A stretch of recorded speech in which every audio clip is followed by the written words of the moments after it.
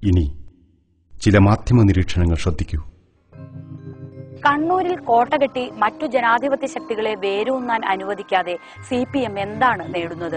കൊലപാതക രാഷ്ട്രീയം കൊണ്ട് കണ്ണൂരിൽ പ്രത്യേകിച്ച് ഒരു രാഷ്ട്രീയ നേട്ടവും ഉണ്ടാക്കിയിട്ടില്ല. എന്നിട്ടും കൊലപാതക രാഷ്ട്രീയം കണ്ണൂരിൽ അനുസ്യൂതം തുടരുന്നു. എന്തുകൊണ്ടായിരിക്കാം? കാരണം വളരെ ലളിതമാണ്. കൊലപാതകങ്ങളെ പ്രോത്സാഹിപ്പിക്കാൻ എളുപ്പമാണ്. സ്വന്തം വീട്ടിൽ അമ്മയോടോ അനുജനോടോ അച്ഛനോടോ പോയി കൊല്ലാനും ചാവാനും പറയാൻ ഈ നേതാക്കൾ തയ്യാറാകുമോ? രക്തസാക്ഷിക്കും ബലിദാനിക്കും വേണ്ടി ഫണ്ട് പിരിച്ചും രക്തസാക്ഷിക്കും ബലിദാനിക്കും സ്മാരകങ്ങൾ ഉയർത്തിയും രക്തസാക്ഷി ബലിദാനി ദിനമാചരിച്ചും രക്തസാക്ഷികളെപ്പറ്റിയും ബലിദാനികളെപ്പറ്റിയും ഓർമ്മിപ്പിച്ചുകൊണ്ടും നേതാക്കൾ അണികളെ ജാഗരൂകരാക്കുന്നുമുണ്ട്. ഇവർ ആരൊക്കെയാണ് എന്നും പ്രേക്ഷകർ അറിയണം. ഓട്ടോറിക്ഷ ഡ്രൈവർ, ലോറി ക്ലീനർ, കൂലിപ്പണിക്കാരൻ, ചുമട്ടുതൊഴിലാളി, ടാക്സി ഡ്രൈവർ, ഇങ്ങനെ അധ്വാനിച്ച് അന്നന്നത്തെ അപ്പം കണ്ടെത്തുന്നവർ, നിർധനർ, കുടുംബഭാരം ചുമലിലുള്ളവർ. ഒരു പാർട്ടിയുടെയും അനിഷേധ്യരായ നേതാക്കന്മാരായിരുന്നില്ല ഇവരൊന്നും. ഒരു പാർട്ടിയുടെയും നയമുണ്ടാക്കലിൽ ഇവർക്ക് പങ്കുമുണ്ടായിരുന്നില്ല. നേതാക്കന്മാരെ പോലെ രാഷ്ട്രീയം ഇവരുടെ ഉപജീവന മാർഗവും ആയിരുന്നില്ല. ഒന്നോ രണ്ടോ പേർ മാത്രമാണ് പാർട്ടിയുടെ പ്രാദേശിക ഘടകങ്ങളുടെ താഴെത്തട്ടിലുള്ള ചെറിയ ഭാരവാഹികൾ. മറ്റുള്ളവർ അങ്ങ് താഴെയുള്ള സാധാരണ അനുഭാവികൾ. ഇനിയും ഇനിയും ഇത്തരക്കാരുണ്ടാകേണ്ടതിന്റെ ആവശ്യം അവർക്ക് ബോധ്യമാക്കിക്കൊണ്ടേയിരിക്കുന്നു. അപ്പോഴും പ്രേക്ഷകർ ഒരു കാര്യം ഓർമ്മിക്കുക: നമ്മുടെ സമുന്നത നേതാക്കളുടെ ഉറ്റബന്ധുക്കളൊന്നും കൊലപാതകികൾ ആകാത്തതുപോലെ തന്നെ രക്തസാക്ഷികളോ ബലിദാനികളോ ആകുന്നില്ല. സ്വന്തം വീടും മക്കളും ബന്ധുക്കളും സുരക്ഷിതരാണെന്ന് ഉറപ്പുവരുത്തിയിട്ടാണ് ഈ കൊലപാതകങ്ങൾക്ക് ഇവർ നേതൃത്വം നൽകുന്നത്. സ്വന്തം മക്കളെ ഉന്നത പഠനത്തിന് വിദേശത്തടക്കം അയക്കും. സ്വന്തം മക്കൾക്ക് നല്ല ജോലി സമ്പാദിച്ചു നൽകും. സ്വന്തം ഭാര്യയെയും ഉറ്റ ബന്ധുക്കളെയും സുരക്ഷിതമായി താമസിപ്പിക്കും. വസ്തുവും വീടും കാറും അങ്ങനെ ജീവിതത്തിലെ എല്ലാ ആഡംബരങ്ങളും സമ്പാദിക്കും. എന്നിട്ട് താഴെത്തട്ടിലുള്ള ദരിദ്രനാരായണന്മാരായ പാർട്ടി അനുഭാവികളായ ഓട്ടോക്കാരോടും ചുമട്ടുതൊഴിലാളികളോടും കൂലിക്കാരോടും പോയി കൊല്ലാനും ചാവാനും ആഹ്വാനം ചെയ്യും.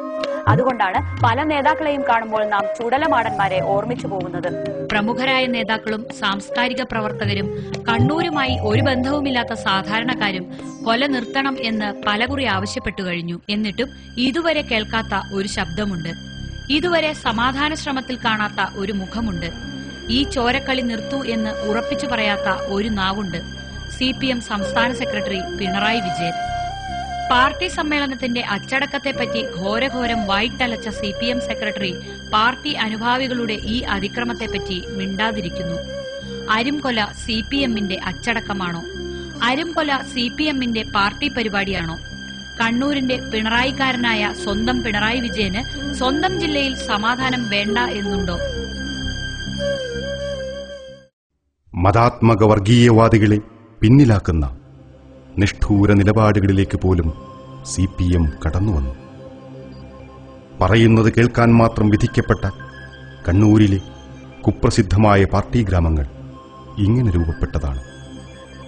ഇവിടെ ഭൂരിപക്ഷ ന്യൂനപക്ഷ വ്യത്യാസങ്ങളില്ല.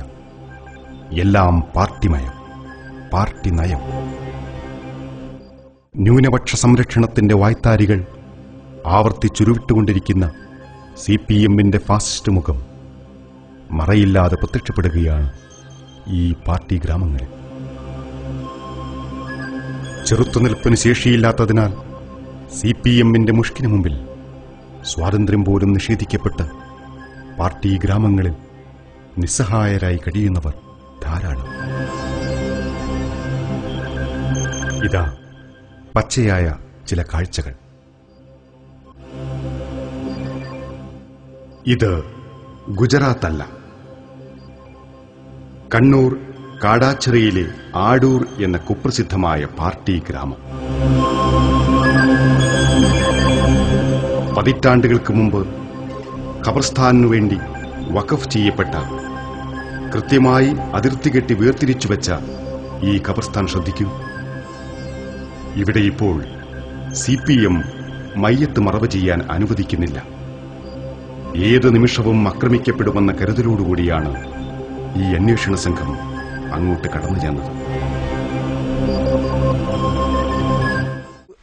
40കളിൽ പകർച്ചവ്യാധിയെല്ലാം ഉണ്ടായ കാലത്ത് ഒന്നിലേറെ മരണം നടന്നപ്പോൾ ദൂര സ്ഥലത്ത് കൊണ്ടുപോകാൻ കഴിയാതെ കൊണ്ടാണ് ഇത് ആദ്യം ഒരാൾ വാക്കാൽ വഖഫ് ചെയ്ത സ്ഥലം.